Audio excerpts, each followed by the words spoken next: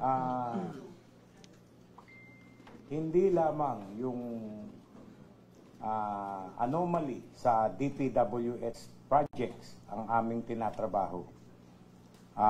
Alinsunod sa pinag-utos ng ating Pangulo, all types of corruption, tinrabaho namin. So, the other day, naka-receive kami ng information, complaint actually, na yung isang corporation, yung Heat Spark Solutions Incorporated, na nasa Taguig. Alright? Dumating sa kanila with letter of authority si Elisa Nerin de Mayakyak, Grace Riquel Lapuos, para inspeksyonin yung kanilang book of accounts. Kung magkanong tax ang babayaran nila. Na-assess sila ng 36 million of taxes. Tapos bumaba yun, naging 6 million na lang. Sige, ayusin natin yan, 6 million na lang. At further pa bumaba na 800,000 na lang daw. Okay. Pero ganito kasunduan, 200,000 lang ang re-resibuhan ng gobyerno, yung 600,000 mapupunta sa nila. So, nag-conduct ng surveillance ang aming Public Corruption Office at entrapment operation was hatched. On the 29th of September, dumating sila dun sa BIR office, dala yung mark money, 200,000 para re-resibuhan, yun ang mapupunta lamang sa gobyerno. Yung 600,000 sa kanila. Pagtanggap nila ng pera, arestado sila. So, kung may question kayo about the facts surrounding the operation, nandito ang officer on case ng Public Corruption Office and the XO. Yes, may we also acknowledge the presence of the representatives from the complainant, the lawyer, and the cooperating accountant, the certified public accountant. Sir, please stand up. Please rise, sir, for proper acknowledgement. Morning, sirs, ma'am. John Consulta of GMA Integrated News. May query lang po kami with regards to the personalities involved. Ano po ang kanilang rango sa BIR at kailan po yung first visit nila at papaano daw po yung mode of payment with regards doon po sa kanilang hinihingi? Si Elisa de Mayakyak ay ang Regional Revenue Officer ng sa Taguig. At si Lapuos naman ay Group Supervisor. So, with the letter of authority, sinek nila yung book of accounts ng Heat Spark Solutions Incorporated. Ayun nga, inassess nila ng 36 million for taxes. Usap, paano ba yan? Binaba nila ng 6 million and later on naging 800,000. Ganun na nangyari. Director, verified po ba? Kinonfirm po ng BIR na sila nga po talaga yung organic po nila mga empleyado at hindi po bogus? Agent, may answer? Yes, sir. Good morning po. Hindi naman ho dininay ng mga natin ay mga officers ng BIR, no? As a matter of fact, yung hong entrapment ay nangyari mismo sa loob ng opisina ng BIR. Yes. So, yung operation dun mismo sa loob ng opisina. Okay. Would you know po, sir, kung gano'n na po sila katagal sa BIR at kung meron na po mga dating complaint laban po sa kanila? Ongoing pa ho yung investigation natin. Meron ho tayong mga nakaka-pending na request for certification and all that para doon sa mga service records, 201 files, and other details ho ng ating mga accused. Apo, at last clarification lang po. Doon po sir sa alok po nila na 200,000 na riresibuhan, meron po ba silang na-produce na resibo na dapat pangkaliwaan from BIR po mismo? Ang information ho na nakuha natin, initially po, ito ho ay dapat ibabang ko ho sana. So yun ho ang initial na usapan nila. Bali, pasok ho sa land bank. Ganun po siya. Hindi ho personal na iaabot doon sa mga subjects natin. Yun po yung bayad for BIR po. Yung may resibo, sir. Yes, Bali, sir.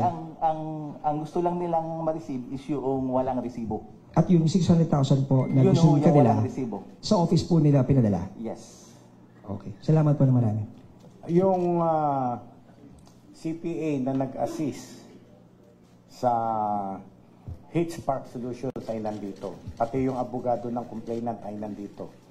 Kung paano nag-umpisa yung 36 million, bumaba, pwede nyo silang tanungin. Apo. Attorney, kailan po nagsimula sir yung attempt ng dalawa na mag-inspect at sinegway yung paghingi? Actually po, ang nangyari po niyan is, una, sinendan muna ng LOA, tapos nagkaroon ng assessment amounting to, sabi nga po ni director po natin, na amounting to 36 million pesos. At ayun nga ay bumaba to 6 million because of negotiations, because of nag-usap po kasi yung BIR at saka yung accountant po ng taxpayer na si Sir Ben. At ang nangyari po is napababa up to 1 million. At yun nga po ang una, ang budget po ng taxpayer for the compromise na tinatawag is 500,000, which was eventually declined. Na-decline po yun. Tapos, ang nangyari po, nagkaroon po ng further negotiations dito at nag-agree na po eventually ang BIR to 800,000, which is composed po, sabi ng BIR, 200,000 lang ang magiging legitimate transaction na re-resibuhan, i-issuehan ng official receipt ng BIR, ng gobyerno. At yung 600,000 po doon ay off the record, off the books na po yun, sabi ng BIR. At during the day of the entrapment po, ang accountant po natin is na-assign upang bayaran yung 200,000 na legitimate transaction, which is nakapaghanda na rin po yung accountant po natin ng taxpayer ng tinatawag po nating BIR Form 0605, which is yung payment form para mabayaran mabayaran yung 200,000 sa BIR. At yun nga po, at pagkatapos po before pa man mabayaran yung 200,000, ang nangyari po is yung 600,000, the moment na inabot po ni Sir Ben, nung taxpayer, yung 600,000 doon sa mga officials, doon na po nagkahulihan. Nangyari yung entrapment operation na kinonduct po ng Anti-Corruption Division sa pamumuno po ni Judge Jaime Santiago po. Okay. Thank you, sir. Thank you. Next, please. Next. Okay? Madam, the director's message to... So, ayun, babala sa ating mga kasamahan sa gobyerno. Seryoso po ang utos sa amin ng ating Pangulo na tapusin itong lahat ng klaseng korupsyon. So, kami ay hindi tumitigil sa paghahanap ng mga ganyan. Okay. So, kung wala nang tanong, maraming salamat. Thank you, sir. We present the next case.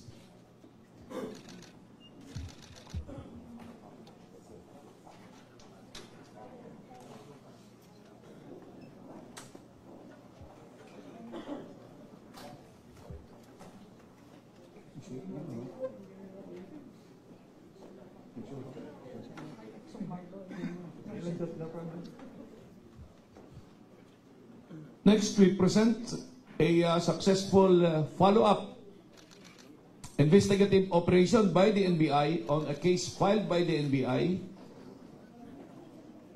pertaining to the killing or the murder of Attorney Wesley Barayuga.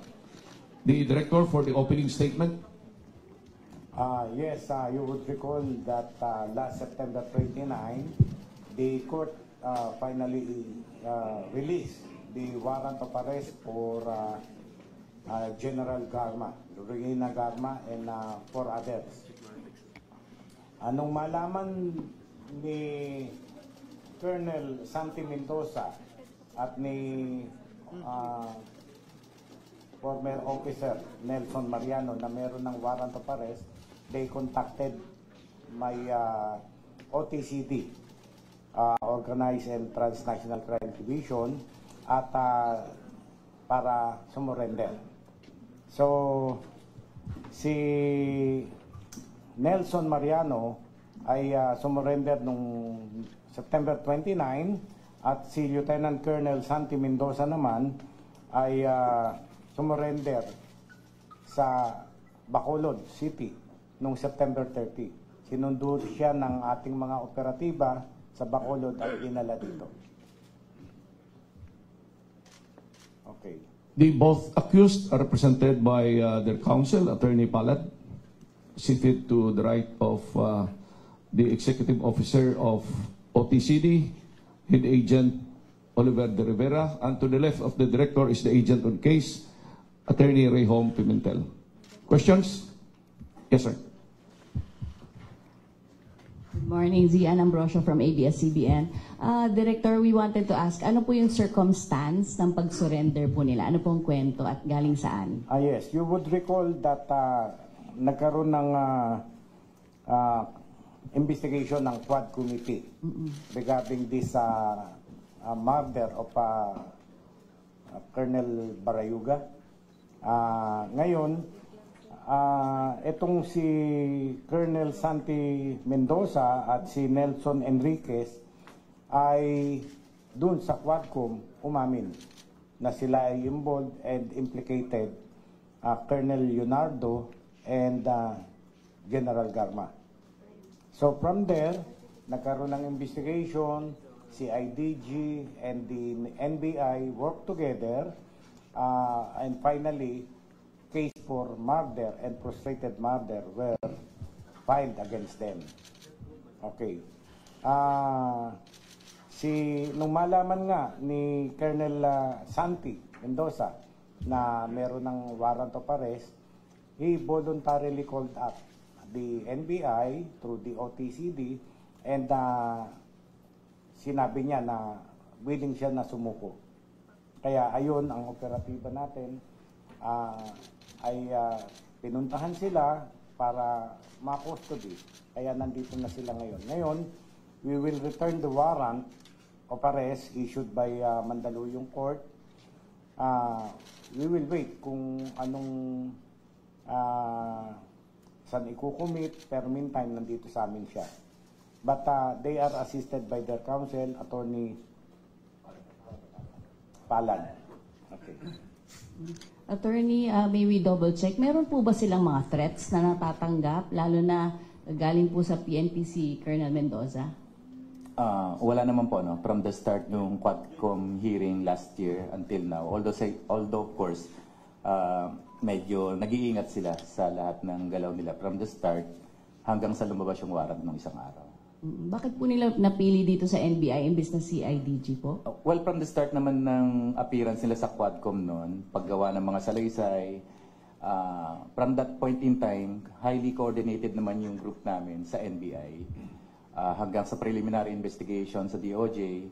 So, since ang mga akusado at ang mga inaakusahan ay mga police officers or former police officers, minabuti namin sa NBI na lang at least for neutrality to maintain yung mas feeling secured, no? Although secured din sa PNP, mas maganda na sa NBI dahil nga hindi naman basta-basta yung kasong involved dito. Are they still in coordination with Colonel Garma? Wala ko kaming contact sa ngayon. Director, ano na pong update kay Garma? Yes, regarding General Garma, you would recall na umuwi siya dito last September 6. But then, wala kaming warrant, wala kaming holding sa kanya, Senate warrant, Congress warrant, court clear warrant, wala. So, bumalik siya dito, dineport ng US. But then, kinabukasan, 7, ay bigla siyang aalis. So, kinausap ko nga siya, you would recall, kinausap ko siya, bakit siya aalis, natatakot ba siya? Mas pinrepair niya na magpunta sa Malaysia at imi-meet niya daw dun ang ICC and will give a statement sa ICC. Ngayon, nag-iwan siya ng telephone number. May kasama siya, yung pinsan niya, hindi ko na mentionin ang pangalan, but he left kung paano siya makukontak. But then, magmula nang lumabas ang warrant, hanggang ngayon, we are trying to contact them, hindi na makontak. The counsel, Attorney Kilang, ang sabi niya, ang last na pag-uusap nila ay nung dumating, September 6. September 6 ba? September 6, nung dumating. Since then, hindi na sila nakapag-usap. So, ang huling alam ko, nandun siya sa Malaysia, probably nandun pa rin siya sa Malaysia. But we will already notify the Interpol para masabihan siya, na meron na siyang warrant of arrest. Last question na lang po galing sa akin. Di ba po nag-apply sila ng WPP, silang dalawa? Tama po ba? Ano na pong status nun? And did they surrender in return in exchange for that? The clarification lang naman po Yes. Sila, they were included in the information. So, the prosecutor now, kung ano man ang plano ng prosecution, the prosecutor will now move that they be released, discharged as a state witness. So, nandun na ho yun. Nasa korte na. So, magkakaroon ng hearing dyan, papakinggan ng korte, titignan ng korte kung sila ay pwedeng ma-discharge as a state witness. Thank you po. Thank you. Next, sir. Sir, 4 years po naging cold case itong pagpatay po kay Sir Barayuga. At only after pong lumutang ng dalawa po nating kasama dito na naghahayag ng kanilang mga nalalaman, nagkaroon po ng reactivation ng investigasyon. Gaano po ka-significant yung kanila po mga binitawang mga salaysay at base po sa investigasyon ng NBI OTCD ay nagtutugba po ba yung pong mga kwento po nila? At meron pa po ba silang meron pa tayong mga impormasyon na gustong malaman mula sa kanila na maaari pong nilang sabihin ngayon pong sila'y sumuko na? Magandang umaga po. So, napaka-material nung salaysay na binigay ng ating mga witness kasi sila ang nagbigay ng link doon sa pinaka-mastermind.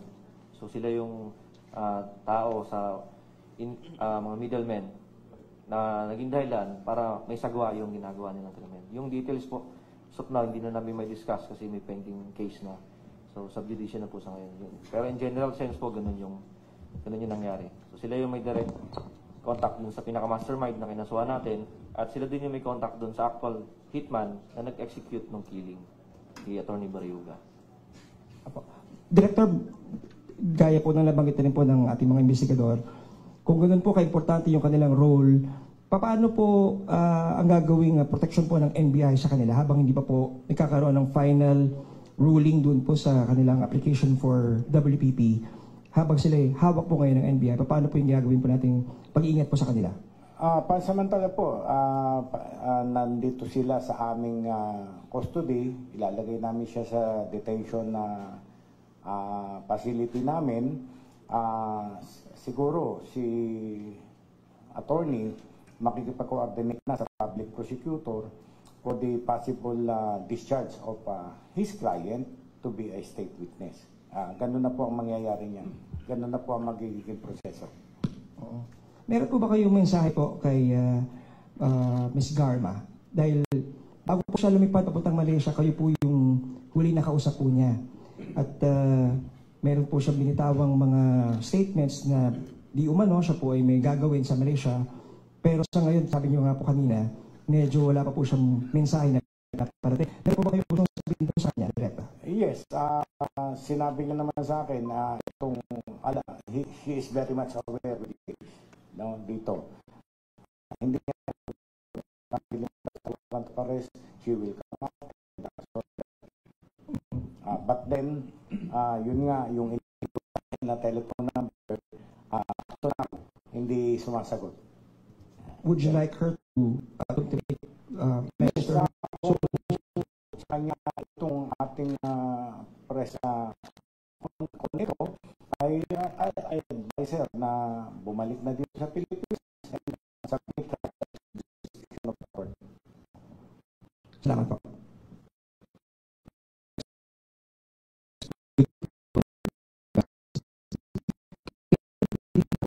Itong si Roy na Bakit siya umalis, pumintang Malaysia. and then mula nun sir hindi niyo na po siya na-contact ano po? Yes, from then on, hindi na makontak. At tapos nung lumabas yung warrant, I'm trying to contact her.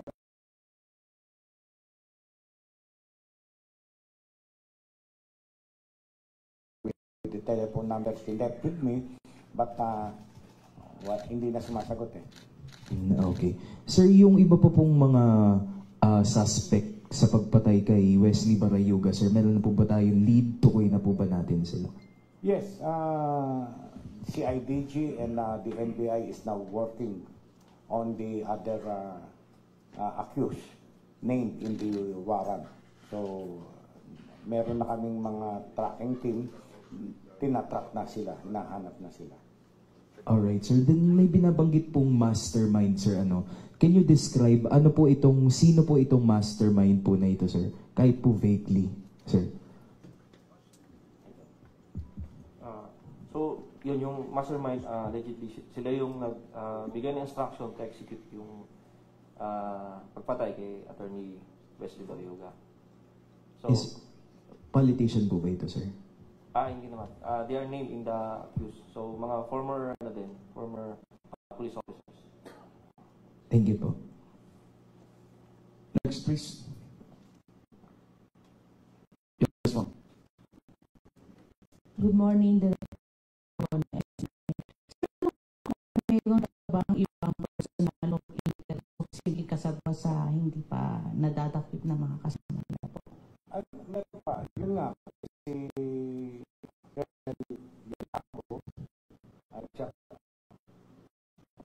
Colonel Leonardo, si Garma, si Ma'am, Jeremy Zapata Usapin, isa pa Jondo. Sir, last na lang po, ano po yung lumalabas na ito po ba'y may kinalaman sa political? So, thank you. Yung details po kasi will be covered by GDC also. Since may case na support, hindi na po tayo authorized na mag-divulge ng details na kaso. Hindi po yung learn nila po. So for the protection din po ng mga natin witness. Salamat po. Next, yes, ma'am, please. Morning po, Kathleen Villia of Philippine Daily Inquirer. At ano pa po yung mga ibang paraan o means para makompel po si Ma'am Garma na makauwi po to face po yung mga accusations? Yes, we will now coordinate with Interpol, no?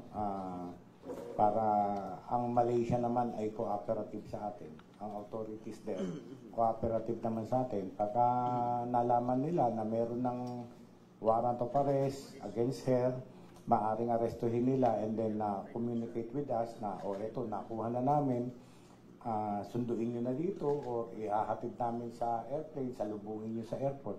Ganun po mangyayari. Thank you, sir. Next. Okay? Nothing more? Kung allows na. Okay. Wala na. Thank you. Thank you. Thank you. Thank you, everyone. Maraming salamat.